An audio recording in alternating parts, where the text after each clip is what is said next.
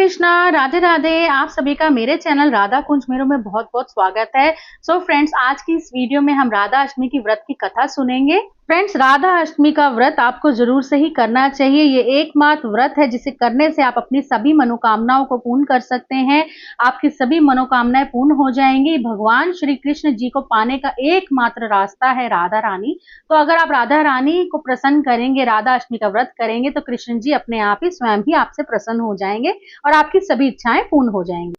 शास्त्रों के अनुसार 1001 एकादशियों का व्रत करने से जितना पुण्य हमें मिलता है, जितना फल हमें मिलता है, उतना पुण्य, उतना फल सिर्फ एक राधा अष्टमी का व्रत करने से हमें मिलता है।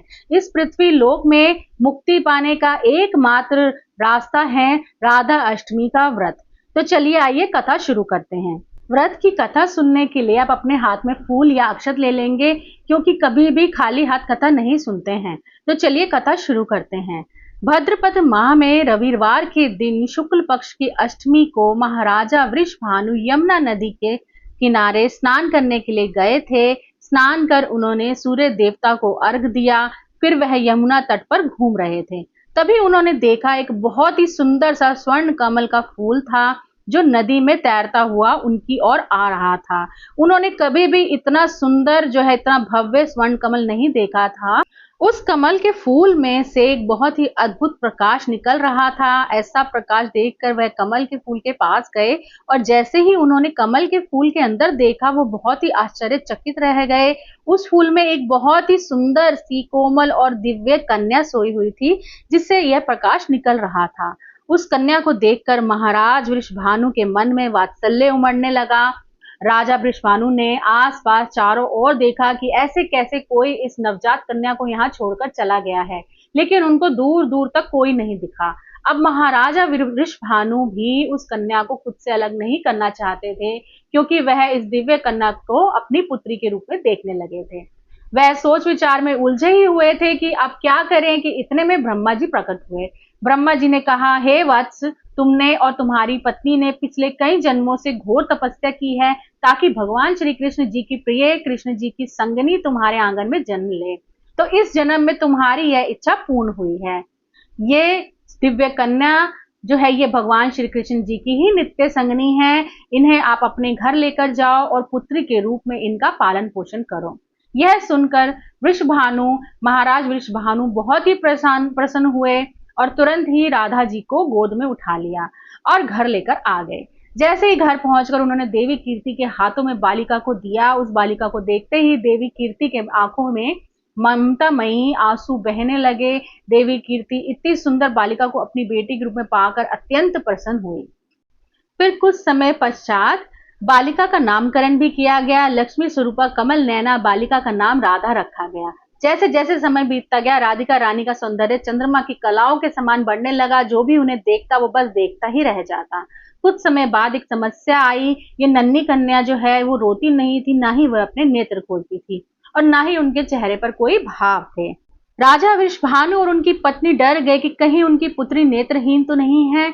यह देखकर महारानी कीर्तिका और महाराजा वृषभानु अत्यंत चिंतित रहने लगे।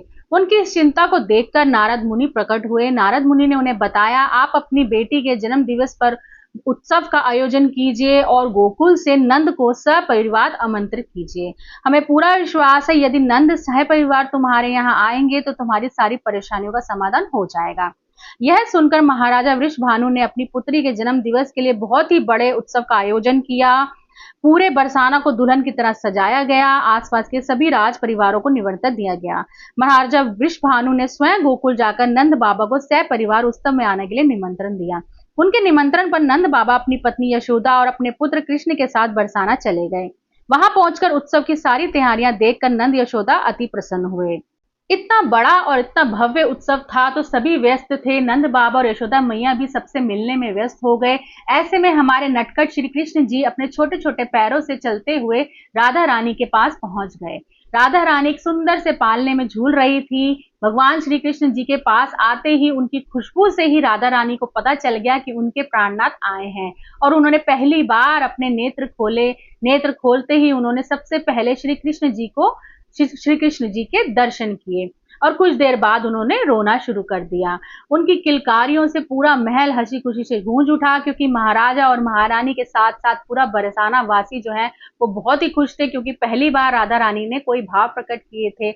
इस तरह से हमारी राधा रानी ने सबसे पहले भगवान श्री कृष्ण जी के ही दर्शन किए। फिर आगे जाकर राधा रानी भगवान श्री कृष्ण जी के नित्य संगनी बनी और उनकी लीलाओं में उनका साथ दिया।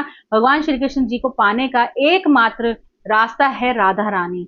अगर राधा रानी आपसे प्रसन्न हो जाएंगी तो श्री कृष्ण जी तो स्वयं ही आपसे प्रसन्न हो जाएंगे। और वीडियो के शुरू में भी मैंने आपको बताया है कि शास्त्रों के अनुसार यदि आप 1001 एकादशियों का व्रत करेंगे, उसके बाद आपको जो पुण्य मिलता है, उसके बाद आपको जो फल मिलता है, उतना ही पुण्य उतना ही फल आप सिर्फ एक राधा अष्टमी का व्रत करके प्राप्त कर सकते हैं। तो आपको राधा अष्टमी का व्रत जरूर से करना चाहिए। और इस पृथ्वी लोक में एक ही मुक्ति पाने का मात्र है, वो है राधा अष्टमी का व्रत। तो यहाँ पर राधा अष्टमी की कथा समाप्त होती है। और ये थी राधा अष्टमी व्रत की कथा। कथा सुनने के बाद हाथ में जो पुष्प या चावल आपने लिए हैं वो राधा रानी को ही आप समर्पित कर दीजिए। और इस प्रकार हमारी व्रत कथा पूर्ण होती है। कथा सुनने के बाद हम धूप दिखाएंगे, आरती करेंगे, पूजा कर लेंगे और उसके बाद आप व्रत का पारण कर सकते हैं। फ्रेंड्स, यदि आपको राधा अष्टमी के व्रत की कथा पसंद आई हो, आपको वीडियो जरा भी इंफॉर्मेटिव या हेल्पफुल लगा हो, तो आप वीडियो को लाइक शेयर जरूर कीजिएगा, चैनल को सब्सक्राइब कर लीजिएगा। इस तरह की और भी वीडियोस आपको मेरे चैनल पर मिल जाएंगी, उन्हें भी आप वॉच आउट कर लीजिएगा। तो फिर मिलेंगे फिर किसी और वीडियो में। तब तक के लिए सभी को राधे राधे, हरे कृष्णा, सभी का दिन मंगलमय हो।